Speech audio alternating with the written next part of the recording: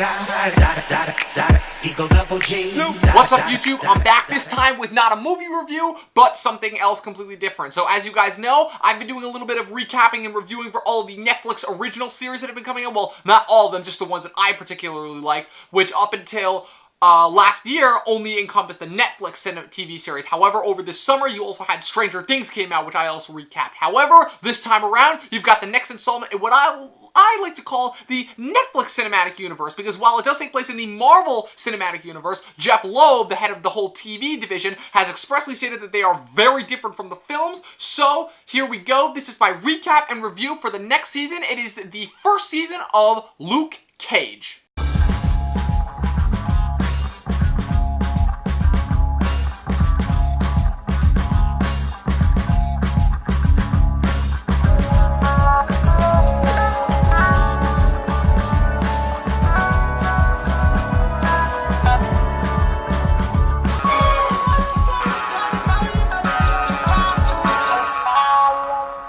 And also, this goes without saying, but since this is a recap and review, there will be a lot of spoilers here. So if you have not seen the series, click out of this video, go watch it, then come back. So chronologically, Luke Cage takes place after both Jessica Jones and Daredevil Season 2. So Luke is officially retired. He's out of Hell's Kitchen. He's done with Jessica. They have broken up, and he's now living in Harlem. He's working at a barbershop that is run by a former gangster named Pops. He's played by Frankie Faison from The Wire, and he's overall just trying to, keep himself on the down low, not draw too much attention to himself, considering the fact that the last time he tried out the whole superhero gig, it didn't really work out so well for him, considering that Jessica, shot him. He's also doing dishes at a club called Harlem's Paradise, which is run by the main villain of the series, or so I thought, and that is Cornell Cottonmouth Stokes, played by House of Cards Mahershala Ali. You'll know his character as Remy Danton. So Luke is also washing dishes for Cottonmouth at his club. His real name is Cornell Stokes, but he goes by the term Cottonmouth. That's explained later in the series why he goes by the nickname. Actually, wait, no it isn't. Who am I kidding? But anyway, so he's washing dishes for him, and overall just trying to keep a low profile. He's not trying to draw attention to himself. Unfortunately, that all changes when a couple of kids that go to Pop's barbershop, it's three kids, their names are Dante, Chico, and Shamik, try to rip off a deal that Cottonmouth, it's a gun deal that Cottonmouth has with the Hispanic gangs led by a gangster called Domingo, and it's a deal of hammer guns, referencing Justin Hammer from Iron Man 2. So of course the whole thing goes horrifically wrong. The three idiot kids shoot up all the gangsters, and as a result, Cottonmouth goes on the warpath, tearing through Harlem trying to find these three idiots who stole his money. So unfortunately, after Dante is killed at the deal by Shamik, and Shamik is found and beaten to death by Cottonmouth, Chico, the final kid, Pops asks Luke to try and find him as a favor to him because Pops knows about Luke's powers, and he knows that Luke can make a difference, it's just that Luke is choosing not to. So Luke tries to find Chico. Unfortunately, things don't go so well. Chico does eventually come back to the barbershop, and Pops tries to reach out to Cornell, to Cottonmouth, in order to reach a mutual understanding, if you will. Unfortunately, Cottonmouth's henchman goes a little bit over the top and does a drive-by, shoots up the barbershop, kills Pops, and that sends Luke on the rampage and kicks off the series. After that, for the next solid 3 episodes, Luke is just tearing through all of Cottonmouth's different establishments throughout the city, taking his money, beating up his guys. These idiots keep shooting at him, but he's got bulletproof skin. You'll know that if you saw Jessica Jones. He's just tearing through them. The action scenes are awesome. The music that's playing is great. Just the overall aesthetic of it is fantastic. Netflix has done it again with yet another fantastic, spot-on TV series that tells a story so consistently through 13 episodes that it feels like a movie. The style is fantastic. I love the overall tones, the way it hits on the blaxploitation moves of the 70s, but updates it for a modern-day audience. The way they talk about Harlem and how it's an epicenter for growth and learning and for style, everything about it, it's so well done. Performances overall, the performances in this one were a little bit more spotty, but so far with every Netflix series, we've gotten some really over-the-top great performances and some really ones. So Mike Colter comes back as Luke Cage. I liked him well enough in Jessica Jones, and I like him again in this one. He does really good for the part as this unassuming guy who, when you piss him off, goes off on a tangent. Mahershala Ali, though, as Cottonmouth, let me tell you, fantastic. Marvel, unlike their films, knocks it out of the park with their TV villains. So this is absolutely another one that adds to the already fantastically established villains that they had with Kingpin from Daredevil and the Purple Man from Jessica Jones. Cottonmouth is a great villain. Mahershala Ali performs him to perfection. Another performance that I did not think that I would enjoy as well as I does, and that is Theo Rossi's performance as Hernan Shades Alvarez, a henchman to Cottonmouth, who turned out to be a lot more of a bigger player than you would have originally thought. Now, Theo Rossi is a guy who, he had kind of settled into his shtick after Sons of Anarchy. He played the role of Juice Ortiz on Sons of Anarchy, a character who I despise, and who I thought the creators of that show made a very poor choice in focusing so much of the later seasons on him, as I thought he was a weak character.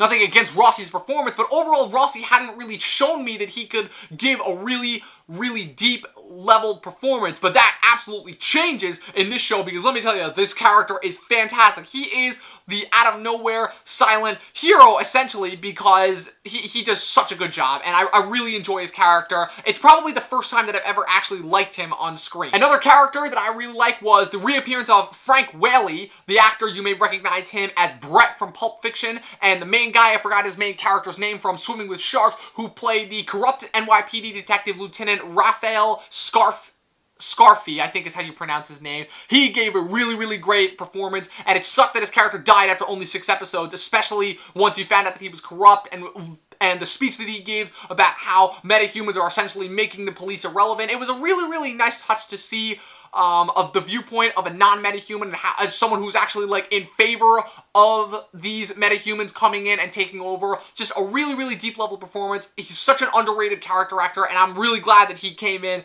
and owned the screen for as well as he did. Unfortunately, as you know, with every piece of media out there, there are flaws, but the problem with this show is, as this season particularly, is that the flaws really start to show because they happen at a specific time, and that is after episode 7. So, first off, let me get to the performances that I didn't like, and the first one being Alfred Woodard as local politician Mariah Dillard, who is also Cottonmouth's cousin. She's a politician who supposedly seeks for the betterment of Harlem, and yet she is really annoying. She comes off as having really weird motivation. She's constantly telling Cottonmouth, oh, get out of the crime business, yet she depends on his money, and just really annoying and preachy. I can't believe I'm saying this, but after seeing this series, I'm glad that they didn't make her the same character that she played in Civil War, because I actually like her character in Civil War a lot better than her character in this one, because even though her character in Civil War only appeared for like 2 seconds, it was still way more established and a much more likable character than a character here. She was just not good. Literally, Angela Bassett, Viola Davis, Taraji P. Henson all could have played this role better than she did. Another character who I didn't necessarily like, that much, even though the actor did fine, was Simone Missick as Mercedes Misty Knight, a cop who ends up getting entangled in Luke's life. I really didn't like her. She was kind of bouncing all over the place, couldn't really tell. One minute she was with Luke, the next she was against him, and she just kept bouncing back and forth. Really, the only reason why I cared about her was because of her partnership with Frank Whaley, but after he died, she just became like this flaky character who didn't really serve a purpose, so I didn't really like her that much either. Kind of sucks that she's going to be another, like, tying together factor. And then Claire also comes back. Rosario Dawson is back as Claire Temple in this season, reprising a role from Daredevil. And I gotta say, this might be her weakest season yet. Which really sucks, because she is one of my favorite characters from Daredevil. The problem being that in this season, she just really didn't have that much to do. So she moved to Harlem to get away from the hospital and Hell's Kitchen after that whole fiasco that happened in Daredevil Season 2, but overall, just really unsung motivation. She starts hitting on Luke after a while, after she meets up with him again, and I'm like, okay, so you're meeting up with this character who barely knew you, who you only saw when he was in a coma, and yet you're already, you're following him around, you're trying to help him, and her explanations are getting progressively weaker and weaker for why she's sticking around these superheroes, because after a while, hanging around a superhero, no matter how much good they do, you know there's going to be a lot of bad people that can hurt, that can cause some serious damage, are going to be after these people, so what the hell are you doing around them? I mean, it's cool that you want to help, but seriously, either just get the fuck out of the way. You're only hurting yourself because you're not helping him. Like, your doctor skills can only get you so far. But yeah, pretty weak season overall for Claire. But then, unfortunately, we get to the character who was single-handedly the lowest point of the series, and that is Eric LeRae Harvey's portrayal as Willis Diamondback Stryker, a character who doesn't make an appearance until episode 8. And my argument for the season is that after episode 7, it shoots way, way down because it goes from really, really realistic, gritty street drama to just over-the-top cornball cheese to the nth degree of borderline stupidity. So basically, he doesn't have that great an introduction to begin with. Shades comes in and says that he's working for this other gangster called Diamondback, who clearly has a lot of sway in the city, and that's cool and all. But then what happens is, and I did not see this coming at all, Cottonmouth, who I thought was going to be that mainstay villain that's lasts the entire series and has that ultimate showdown with the villain at the end, was actually killed off at the end of episode 7. He was actually beaten to death by Mariah, who literally, that death was brutal on its own. She literally bashed him on the head with a wine bottle, pushed him out of the balcony of his club, and then just beat his head in with a microphone. It was brutal because of something that had been set up throughout that episode, which I won't spoil, because the episode was arguably the best of the series. That is episode 7,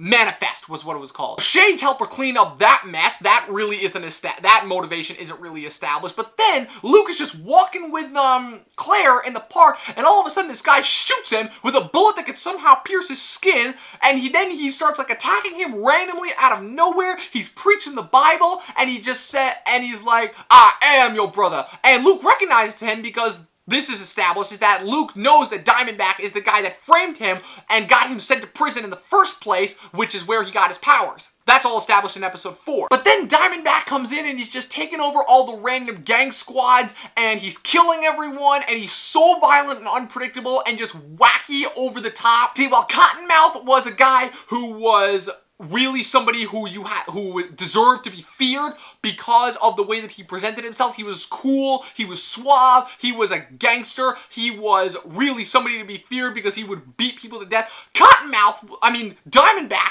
was just this over-the-top, crazy MF who just likes killing people, who would randomly be quoting the Bible, and unlike Cottonmouth, who had a reason for not liking Luke, Diamondback just came out of nowhere, hated Luke, and when they finally hated Luke, devoted the entire rest of the series to hunting him down so that it seriously affected the rest of his associates.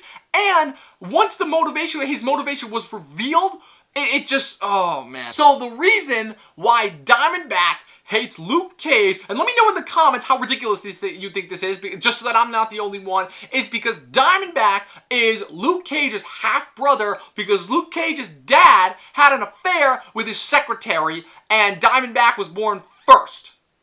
That's the reason why he hates him, that's it, because he feels like his dad didn't like him too much because he was a bastard child. If that doesn't sound ridiculous to you, then I don't know what is. And it just causes the series to get really, really ridiculous, over the top. Oh, man. And then the finale absolutely reflects it, because in the finale, he dons this suit from Hammer Tech that can, reflect, that basically emulates Luke's powers, and he ends up getting into a knockout brawl with Luke in the middle of the barbershop that takes them right out onto the streets, and it is just pandemonium and ridiculousness to the core. I will say, though, that the actual, last couple minutes, the last, 20 minutes or so of the finale actually surprised me, because after the whole knockout fight, it surprised me because it didn't do the traditional, oh, good guys win, and then everyone goes their separate ways until round 2 thing. It actually ended with the bad guys winning, essentially. It almost pulled a civil war, yet, differently. It was sort of more well-written, because it ends with Shades and Mariah. Mariah goes free for a crime that she was going to be arrested for. Her star witness, who was going to pin her in Cottonmouth's murder, ended up getting capped by Shades, so she walked out free, and now her and Shades are running the Harlem's Paradise Club, while Luke ends up getting exposed as his former identity, which was Carl Lucas, and actually gets taken back to jail.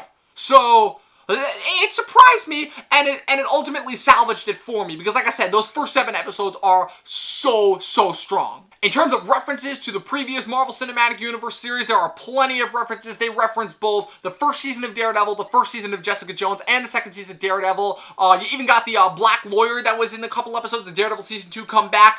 He really didn't serve a purpose, though. He was kind of just there to remind them, just oh, Daredevil happened in Hell's Kitchen, and, you had the Punisher shooting up the streets, and it was just, more universe building for the sake of universe building. It didn't really feel like it served a purpose towards that story. Like the references, I'm glad that they actually, explained his reason for being in Harlem and why none of the other heroes were there, because this is starting to get to that point that phase 2 of the film's reached, where it's like, okay, I get that you're still establishing these solo heroes, but it's been a couple years now, and we're only willing to wait so much longer before you start to come up with some BS excuses for why they're not all teaming up. Also, for all of you Iron Fist fans out there that were just waiting through each episode for some reference, don't worry, there was a teeny tiny little Easter egg about yay big in the last 30 seconds of the episode. It was the scene where, I don't remember if it was Claire or Misty, but one of them took a sign off of the off of a sign that was posted to the side of a telephone pole, and it said, "Call Colleen Wing," who is going to be a character that will be appearing in Iron Fist, which also just got a release date today. That will be,